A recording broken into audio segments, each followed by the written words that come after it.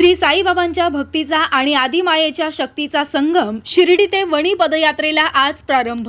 श्री साईबाबांच्या पदस्पर्शाने पावन झालेल्या शिर्डी नगरीतून आदिमाया शक्तीपीठ सप्तशृंगी गडाकडे श्री साई संस्थान एम्प्लॉईज क्रेडिट को विठ्ठल पवार, व्हाईस चेअरमन पोपटराव कोते तसेच संस्थेचे संचालक, संचालिका, सचिव, सहसचिव यांच्या मार्गदर्शनाखाली शिर्डी ते सप्तशृंगी गड वणी या पायी पदयात्रा सोहळ्याचं हे 29वे वर्ष असून रविवार दिनांक 11 जानेवारी 2026 रोजी सकाळी 6 वाजेच्या सुमारास शिर्डी खंडोबा मंदिराजवळ संस्थेचे चेअरमन माननीय विठ्ठल पवार व संचालक मिलिंद दुनबळे, संस्थेचे सचिव माननीय विलास वाणी यांच्या हस्ते पालखीची पूजा आणि आरती करून पदयात्रेला प्रारंभ झाला। गेल्या 3 दशकात अखंडितपणे सुरू असणारी ही पदयात्रा शिर्डीतील कर्मचाऱ्यांच्या एकजुटीचं आणि श्रद्धाभावेची प्रतीक बनली आहे। यंदा देखील मोठ्या उत्साहात भजनाचा गजर, शिस्तबद्ध नियोजन, भक्तिमय वातावरण अनुभवायला मिळालं।